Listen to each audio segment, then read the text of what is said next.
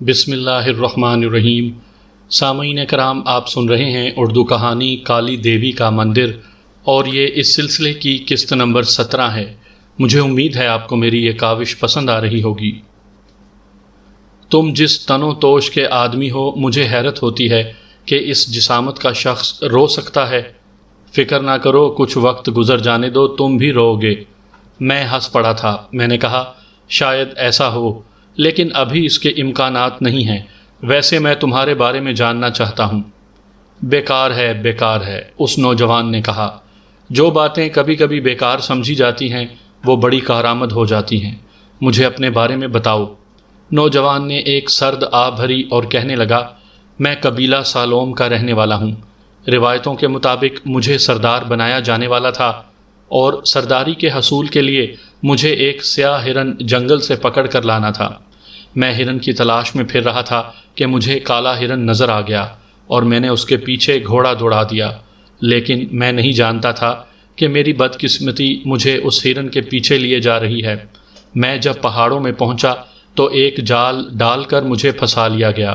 جال میں پھنسے ہونے کے باوجود میں نے ان میں سے 3 آدمیوں کو ختم کر دیا تھا، لیکن بہرحال انہوں نے مجھے زخمی کر دیا اور میں پکڑا گیا۔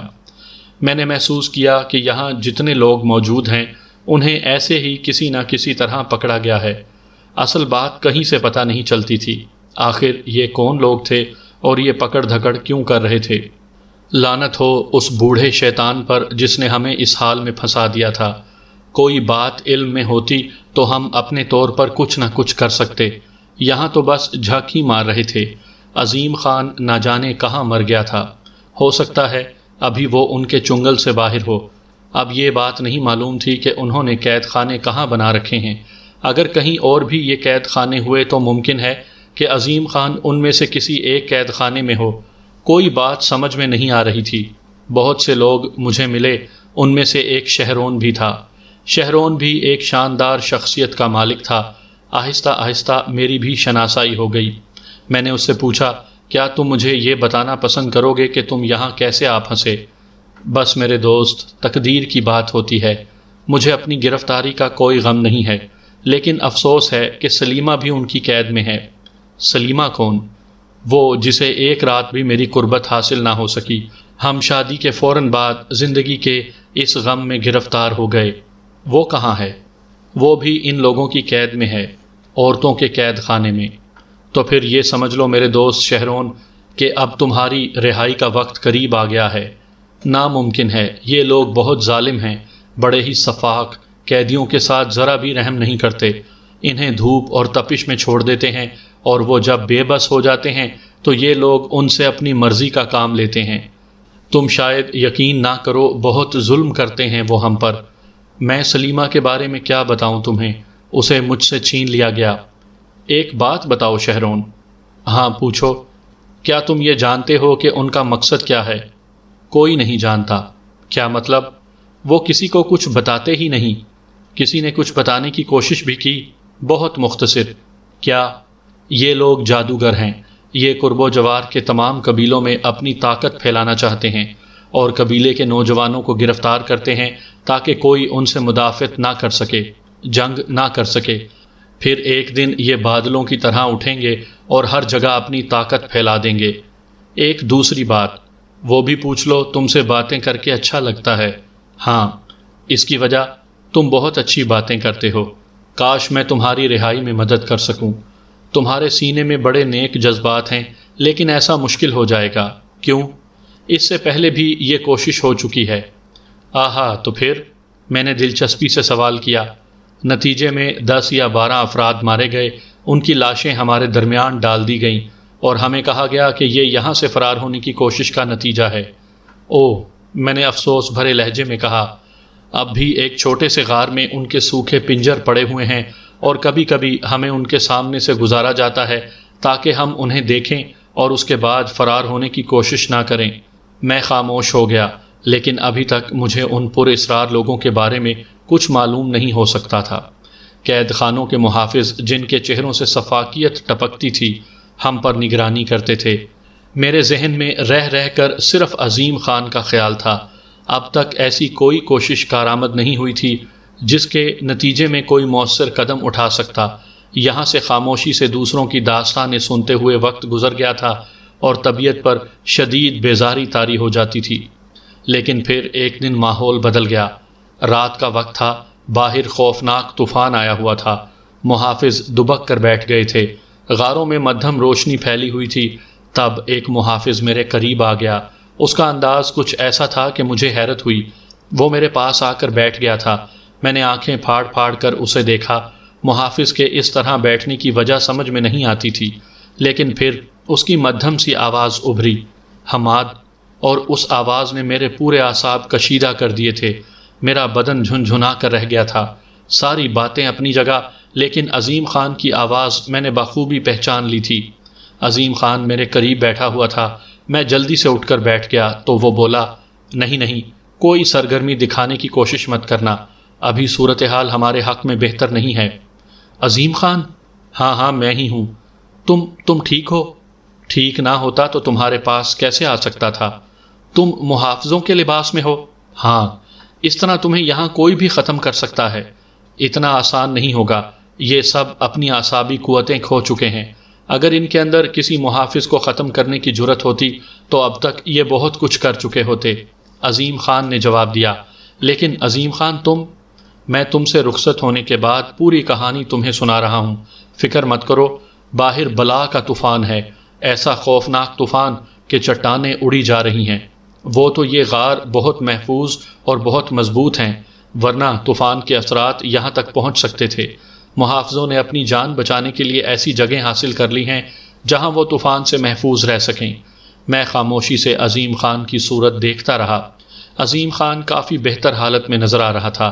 بہرحال اس نے یہاں بھی مجھ پر فوقیت حاصل کر لی تھی، کیونکہ ایسا تندرست نظر آ رہا تھا کہ میں رشک بھری نگاہوں سے اسے دیکھنے لگا۔ پھر میں نے کہا، عظیم خان، کیا تم مجھے یہاں سے نکال کر لے جا سکتے ہو؟ نہ صرف تمہیں بلکہ ان تمام قیدیوں کو یہاں سے نکالنے کا بندوبست کر لیا ہے میں نے۔ عظیم خان کے لہجے میں شدید سنسنی تھی اور میں خود بھی اس سے متاثر ہوئے بغیر نہ رہ سکا۔ میں خاموشی سے اس کی صورت دیکھتا رہا تو عظیم خان نے کہا، آج کی رات اور ابھی ہم کچھ نہیں کر سکیں گے، ہمیں اپنے کام کے لیے وقت درکار ہے، چنانچہ تم آرام سے رہو۔ تم جا رہے ہو کیا؟ میں نے کہا، نا بالکل نہیں، مجھے جانے کی ضرورت نہیں ہے، بلکہ میں تمہارے پاس بیٹھوں گا، کیونکہ میں خود بھی تم سے دوری کے اثرات کا شکار رہ چکا ہوں۔ میں نے پہلی بار محبت بھری نگاہوں سے عظیم خان کو دیکھا۔ اس میں کوئی شک نہیں کہ وہ جیسی بھی فطرت کا مالک تھا، یا جس طرح بھی کہا جائے کہ ہم ایک مشترکہ جال میں پھنسے ہوئے تھے، لیکن تھا تو اچھا انسان۔ پھر اس نے اپنی داستان کا آغاز یوں کیا، تم نے اسے قتل کر دیا۔ میں نے سارا منظر اپنی آنکھوں سے دیکھا تھا۔ نہ جانے کیوں وہ صبح مجھے منحوس سی محسوس ہوئی تھی، ایک ایسی صبح جو نحوستوں کا آغاز ہوتی ہے اور انسان کو فوراً ہی احساس ہوتا ہے کہ اس پر کوئی نہ کوئی برا وقت پڑنے والا ہے۔ میں خود کو تم سے جدا نہیں کہتا، ہمارے سارے کام ایک دوسرے سے منسلک ہیں، لیکن بد نصیبی وہی تھی۔ اگر ہم اس لڑکی کی گنگناہٹ پر غور نہ کرتے تو معاملہ خراب ہو جاتا، یا پھر اتنا خراب نہ ہوتا۔ بہرحال تمہاری اس کیفیت سے میں ایک دم الجھ گیا تھا۔ میں نے ان 4 آدمیوں کو بعد میں دیکھا تھا جنہوں نے تم پر گولیاں برسائی تھیں۔ میں اپنی جگہ سے غائب ہو گیا تھا تاکہ میں تمہاری مدد کر سکوں۔ جس جگہ میں پوشیدہ تھا وہاں سے چٹان کے پیچھے کا منظر نظر نہیں آتا تھا، چنانچہ یہ اندازہ نہیں ہو سکا کہ تم کس طرح ان کا شکار ہوئے۔ اس لڑکی کو میں نے نظر انداز کر دیا تھا جس نے یہ مصیبت کھڑی کر دی تھی اور جو ہمارے لیے عذاب کی وجہ بنی تھی۔ میں نے اس وقت تمہیں دیکھا جب وہ تمہیں اس جگہ گھسیٹ کر لا رہے تھے، حالانکہ وہ لمحات برداشت کرنا میرے لیے بے حد مشکل کام تھا۔ میں چاہتا تو ان تینوں کو نشانہ بنانے کی کوشش کرتا، میں کھیل خراب نہیں کرنا چاہتا تھا۔ اگر میں ناکام رہتا تو پھر تمہاری زندگی خطرے میں پڑ جاتی۔ چنانچہ میں نے عقل سے کام لے کر خاموشی سے یہ منظر دیکھا۔ مجھے پتہ چل گیا تھا کہ ان کی بستی دور نہیں ہے۔ اونچے نیچے مکانات اور جھونپڑے صاف نظر آ رہے تھے۔ تمہارے بارے میں مجھے معلوم تھا کہ تمہیں گولی نہیں لگی ہے۔ بہرحال میں اس وقت تمہاری کوئی مدد نہیں کر سکتا تھا۔ پھر میں نے ان لاشوں کو دیکھا جو تمہارے شکار ہوئے تھے، لیکن ان میں سے ایک اپنے ہی ساتھی کی گولی کا نشانہ بنا تھا۔ اس کے بعد وہ لوگ تمہیں لے کر کافی دور نکل گئے تو میں پھرتی سے اپنی جگہ سے اٹھا اور اسی سمت دوڑنے لگا جہاں وہ دونوں لاشیں پڑی تھیں۔ میں نے ان دونوں کی صورتیں دیکھی۔ ایک کے سر پر گولی لگی تھی، اس لیے اس کے سر کے چیتھڑے اڑ گئے تھے اور چہرہ بری طرح بگڑ گیا تھا۔ دوسرے کو وہ گولی لگی تھی جو تم نے چلائی تھی، اور یہ سینے میں عین دل کے مقام پر لگی تھی، اس لیے وہ دشمن ایک لمحہ ضائع کیے بغیر ہلاک ہو گیا تھا۔ میں نے اسے بغور دیکھا، اس کی شکل کا تجزیہ کیا اور پھر میں نے اس کا لباس اس کے بدن سے اتار لیا۔ چونکہ یہ لوگ ایک ہی طرح کا لباس پہنے ہوئے تھے، اس سے مجھے یہ اندازہ ہو گیا کہ یہ لباس کسی خاص اہمیت کے حامل ہیں۔ میں نے اس کا لباس اتار کر خود اپنے جسم پر پہنا اور اس کے جسم سے بہنے والے خون کو اپنے چہرے پر جگہ جگہ مل لیا۔ اس کام سے فارغ ہونے کے بعد میں نے اس کی لاش کو اٹھایا اور اسے لیے ہوئے ایک سمت چل پڑا۔ مجھے کسی ایسی مناسب جگہ کی تلاش تھی جہاں اس لاش کو ضائع کیا جا سکے، اور پھر میں نے اس کی لاش اس جھیل میں ڈبو دی۔ میں نے لاش کے ساتھ بڑے بڑے پتھر باندھ دیے تھے اور لاش گہرائیوں میں بیٹھ گئی تھی۔ اس کام سے فارغ ہو کر میں واپس پلٹا اور تیز رفتاری سے دوڑتا ہوا اس جگہ پہنچ گیا جہاں تھوڑی دیر قبل وہ لاش پڑی ہوئی تھی۔ اس کا خون اب بھی زمین پر پڑا ہوا تھا۔ چنانچہ میں نے ایک چھوٹا سا پتھر اٹھایا اور اپنی پیشانی پر رگڑ دیا۔ میری پیشانی کی کھال جگہ جگہ سے ادھڑ گئی اور میرے مصنوعی خون میں اصلی خون بھی شامل ہو گیا۔ حالانکہ زخم لگانا آسان کام نہیں تھا، تم اب بھی اس کے نشانات میرے چہرے پر دیکھ سکتے ہو، لیکن جو کچھ میں سوچ رہا تھا وہ میرے لیے بڑا کارآمد ہو سکتا تھا۔ جس شخص کا روپ میں نے دھارا تھا اس شخص کا نام مجھے معلوم نہیں تھا، لیکن اس وقت یہ خطرہ تو مول لینا ہی تھا۔ چنانچہ میں اپنی جگہ بیٹھا رہا۔ مجھے معلوم تھا کہ تمہیں لے جانے والے واپس ضرور آئیں گے اور ان لاشوں کو یہاں سے اٹھا کر لے جانے کی کوشش ضرور کریں گے۔ چنانچہ میں اسی کا انتظار کر رہا تھا، اور تھوڑی دیر کے بعد میں نے دور سے ان لوگوں کو اس طرف آتے ہوئے دیکھا۔ وہ یقیناً صورتحال معلوم کرنے کے بعد انہی لوگوں کو اٹھانے کے لیے آئے تھے۔ چنانچہ میں اطمینان سے اوندھے منہ زمین پر لیٹ گیا۔ مجھے یقین تھا کہ لڑکی اس بات کی تصدیق نہیں کر سکے گی کہ یہ شخص بھی مر گیا تھا، کیونکہ میں نے لڑکی کو ان لاشوں کی طرف متوجہ ہوتے ہوئے نہیں دیکھا تھا۔ میں زمین پر اوندھا پڑا رہا اور تھوڑی دیر بعد وہ لوگ میرے نزدیک پہنچ گئے۔ وہ سب چیخ رہے تھے، چلا رہے تھے۔ پھر میں نے کسی کے رونے کی آواز سنی۔ کوئی دھاڑیں مار مار کر رو رہا تھا۔ خاصی بھونڈی آواز تھی، لیکن اس وقت میں کسی کو دیکھ نہیں سکتا تھا۔ ان میں سے کوئی ایک زور سے چیخا، یہ زندہ ہے، یہ زندہ ہے، اس کے سر میں صرف زخم ہے، اٹھاؤ اسے، جلدی سے لے چلو تاکہ اس کا علاج کیا جا سکے۔ پھر کچھ لوگوں نے مجھے ہاتھوں میں اٹھا لیا۔ میرا کام پورا ہو چکا تھا۔ میں نے دل ہی دل میں دعا کی کہ اے معبود کریم، یہ لوگ مجھے پہچاننے نہ پائیں، لیکن بہرحال میں خطرات کی آغوش میں جا رہا تھا۔ وہ لوگ مجھے اٹھائے ہوئے ایک کشادہ جھونپڑے میں داخل ہو گئے۔ میں نے آنکھوں میں جھری پیدا کر کے جھونپڑے کا ماحول دیکھا اور مجھے احساس ہو گیا کہ یہ کوئی حکیم یا وید ہے جو یہاں موجود ہے۔ اس کی داڑھی سفید نکوش، بھدے اور چہرہ بے حد خوفناک تھا۔ اس نے میرا زخم دیکھا، پھر بڑبڑایا، نہیں، زخم تو گہرا نہیں ہے، پھر یہ بے ہوشی کیسی ہے؟ کسی نے جواب نہیں دیا۔ بوڑھے نے میرے زخم کو صاف کر کے اس پر کچھ دوائیں لگائیں، ہرے رنگ کے کچھ پتے میرے چہرے پر رکھے اور اس کے بعد کوئی چیز اس پر چپکا دی۔ ان میں سے کسی نے پوچھا، کیا ہم اسے اس کے جھونپڑے میں پہنچا دیں؟ ہاں، اگر کوئی اور بات ہو تو میرے پاس لے آنا۔ ایک بار پھر مجھے اٹھایا گیا اور ایک دوسرے جھونپڑے میں پہنچا دیا گیا۔ یہاں انہوں نے مجھے لٹا دیا تھا اور وہ سب باہر نکل گئے۔ جھونپڑے کو خالی دیکھ کر میری جان میں جان آئی تھی اور میں سمجھ گیا تھا کہ ابھی مجھے پہچانا نہیں گیا۔ پھر بھی میرے کان باہر لگے ہوئے تھے۔ کسی نے کہا، شیرال کا خیال رکھنا، کہیں ایسا نہ ہو کہ اسے کوئی اور تکلیف ہو جائے۔ مجھے پتہ چل گیا کہ میرا نام شیرال ہے۔ دوسرے نے کہا، بیچارہ زخمی ہو گیا، اس کی بد نصیبی اسے پہاڑوں میں لائی تھی، لیکن اب اس کا خیال رکھنا ہی پڑے گا۔ میں ان لوگوں کی باتوں کو غور سے سن رہا تھا۔ ان کے دوسرے جملے میری سمجھ میں نہیں آ سکے تھے۔ یہ شیرال کی بد نصیبی اسے کہاں سے پہاڑوں میں لائی تھی؟ کیا وہ کہیں دور سے آیا تھا؟ مگر کہاں سے؟ لیکن اس سوال کا جواب حاصل کرنا ضروری نہیں تھا۔ البتہ میں سوچ رہا تھا کہ کوئی تو میرا جاننے والا ضرور ہوگا۔ میں آ تو گیا ہوں اور ابھی تک کسی کو شک بھی نہیں ہوا، لیکن شاید زیادہ دیر تک میں ان لوگوں سے چھپا نہ رہ سکوں۔ 2-3 گھنٹے گزر گئے، کوئی میری جھونپڑی میں نہیں آیا۔ پھر شام ہو گئی۔ شام کے بعد آ کر کسی نے میرے جھونپڑے میں روشنی کی۔ میں بستر پر لیٹا اسے دیکھتا رہا۔ مجھے ایک لمحے کے اندر اندازہ ہو گیا تھا کہ وہ کوئی عورت ہے۔ روشنی جلا کر اس نے مجھے دیکھا اور پھر میرے پاس آ گئی۔ میں نے بے ہوش پڑے رہنے کی اداکاری نہیں کی تھی۔ عورت نے مجھے دیکھا اور بولی، کسی چیز کی ضرورت ہے؟ پہلے تو میں یہ سمجھا کہ وہ میری شناسہ ہوگی، لیکن اس کے چہرے کی سرد مہری اور اس کا لہجہ بتا رہا تھا کہ وہ شیرال کو نہیں جانتی۔ میں نے خاموشی سے گردن ہلا دی اور عورت چلی گئی۔ رات جھونپڑے کے باہر خاموشی چھا گئی تھی۔ میں بہرحال اس طرح یہاں آرام تو نہیں کر سکتا تھا۔ تمہاری بے حد فکر تھی، یقین کرو حماد یا نہ کرو۔ بہرحال اپنی جگہ سے میں اٹھ کر خاموشی سے باہر نکلا اور باہر جھانکا۔ ماحول سنسان تھا اور قبیلے کے لوگ آرام کی نیند سو رہے تھے۔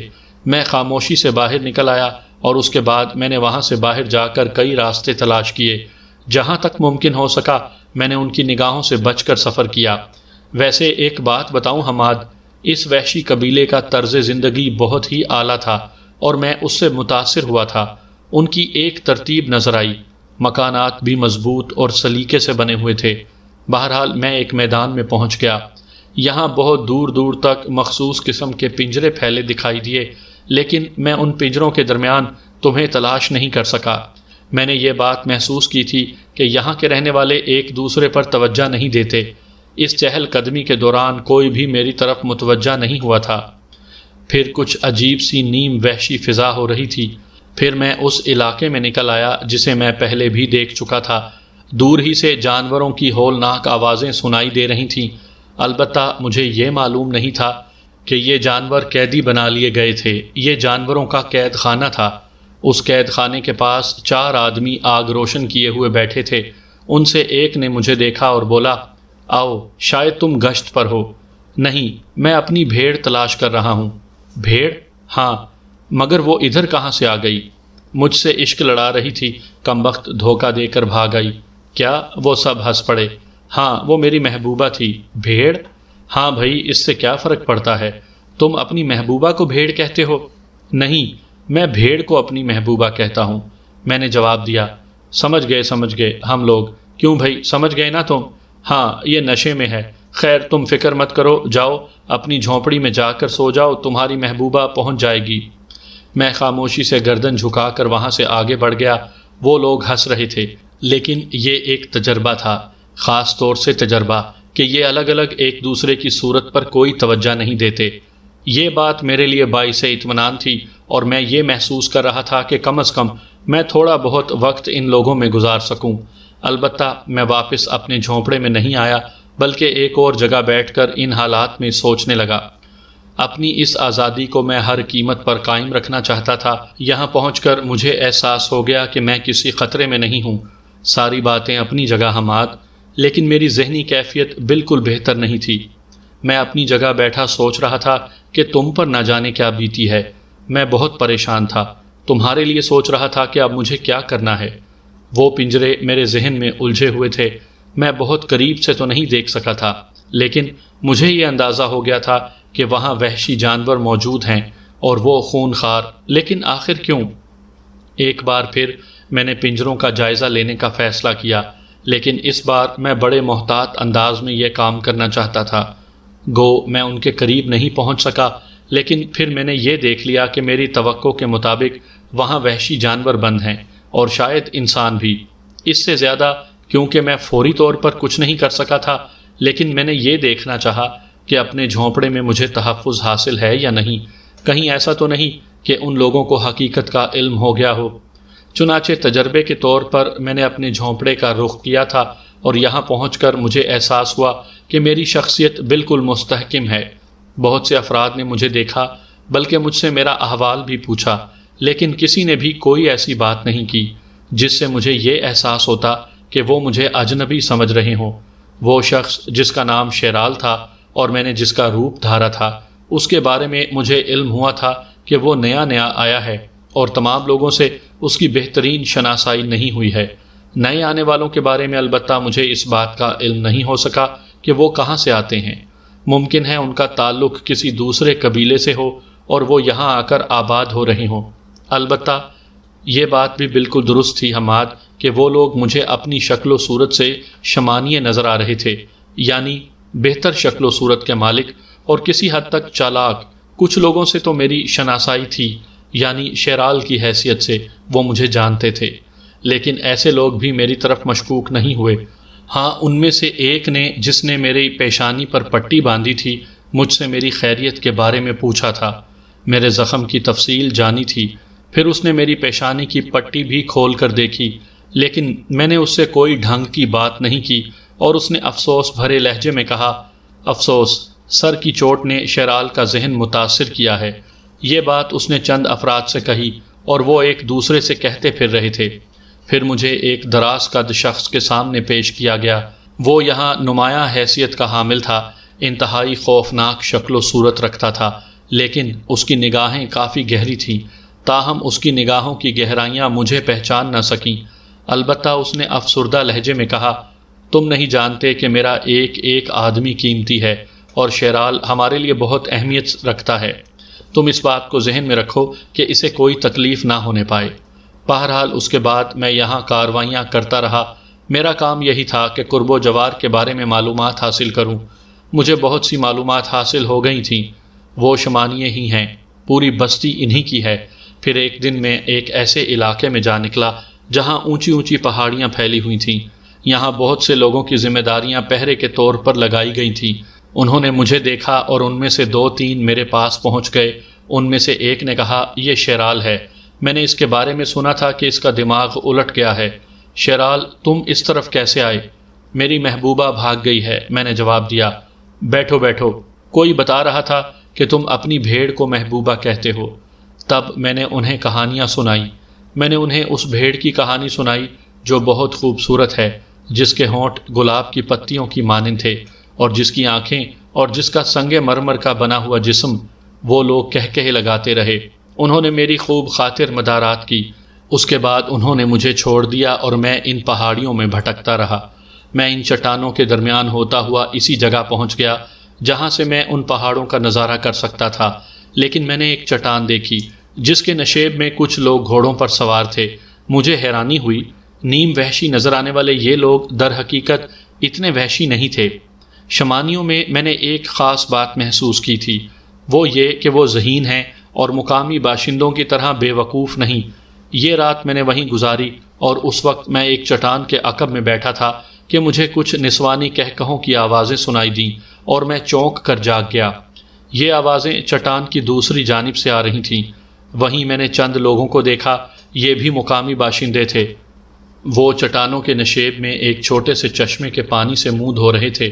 میں انہیں دیکھتا رہا، پھر میں نے ان کا پیچھا کیا۔ وہ اس جگہ پہنچ گئے جہاں کٹہرے بنے ہوئے تھے، اور ان کے ساتھ میں نے ان کٹہروں کو دیکھا۔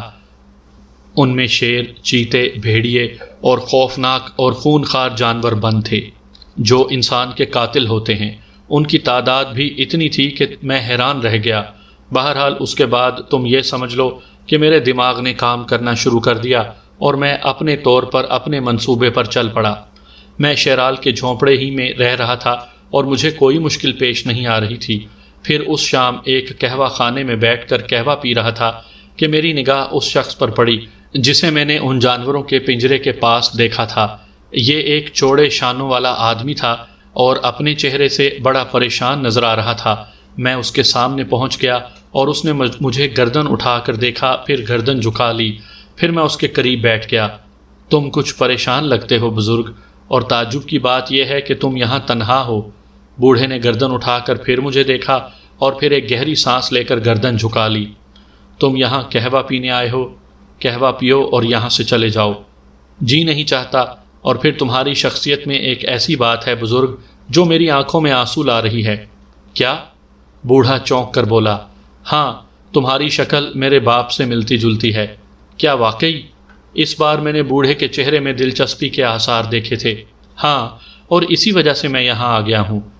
تمہارا باپ کہاں رہتا ہے؟ آسمانوں میں۔ کیا مطلب؟ وہ مر چکا ہے۔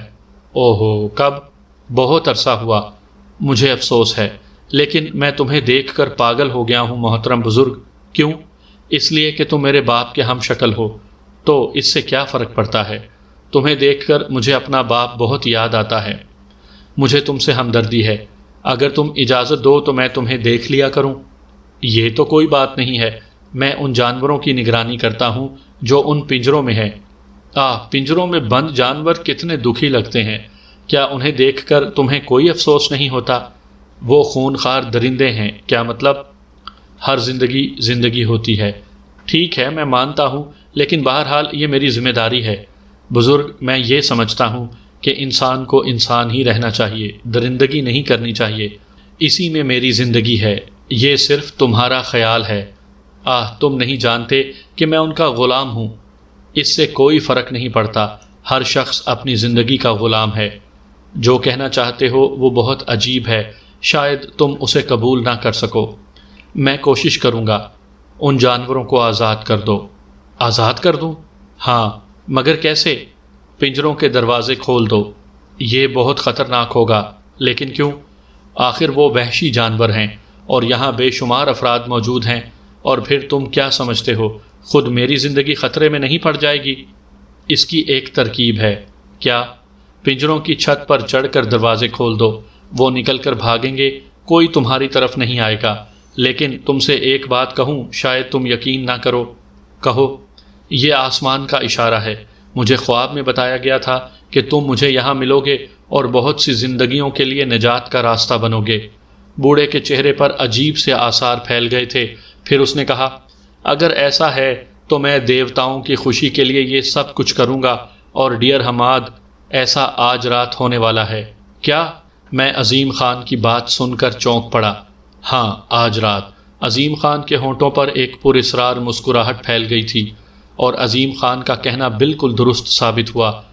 وہ در حقیقت اپنے معاملات میں مجھ سے آگے نکل چکا تھا۔ اس نے جو کچھ کہا تھا وہ کر دکھایا تھا۔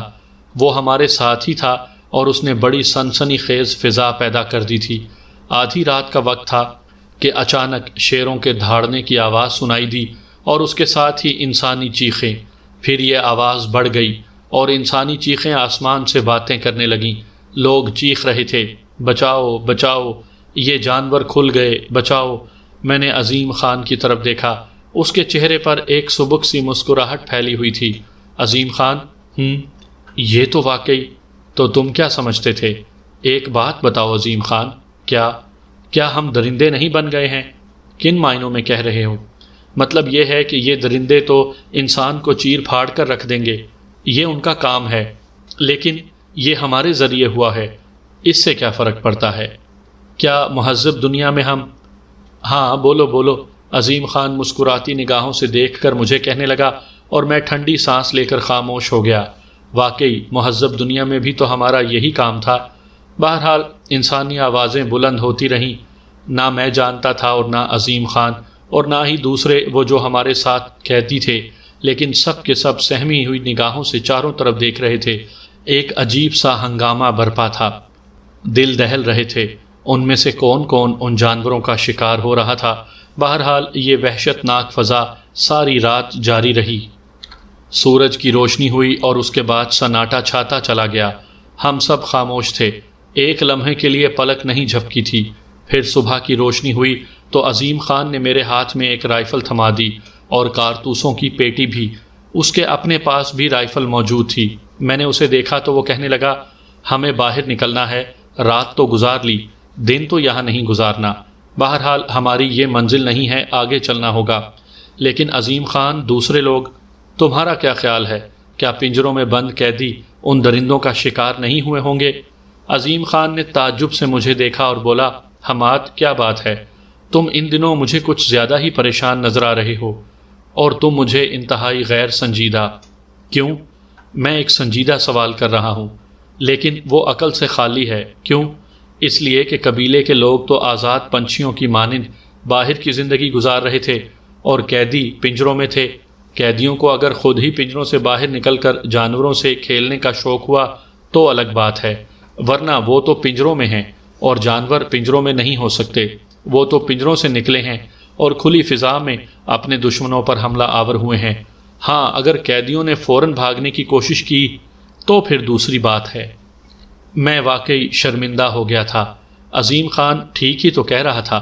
پھر عظیم خان نے اپنے ارد گرد پھیلے ہوئے قیدیوں سے کہا، تم لوگ باہر نکلو گے، محافظوں کا اسلحہ پڑا ہوا ہوگا، اگر وہ ہلاک ہو گئے ہوں تو یہ اسلحہ لے کر تم اپنی حفاظت کرتے ہوئے یہاں سے باہر نکلنے کی کوشش کرو، کیا سمجھے؟ اس کے بعد اس نے وہ پنجرے کھول دیے، کیونکہ وہ ایک محافظ کی شکل اختیار کیے ہوئے تھا، اس لیے اس کے پاس چابیاں بھی موجود تھیں۔ قیدیوں کی آزادی سب سے زیادہ اچھی محسوس ہوئی۔ پھر کچھ چیخیں سنائی دیں، غالباً وہ محافظ تھے جو درندوں سے بچ کر یہاں ان غاروں میں آ چھپے تھے اور اس وقت قطعی اس قابل نہیں تھے کہ قیدیوں سے مقابلہ کر سکیں۔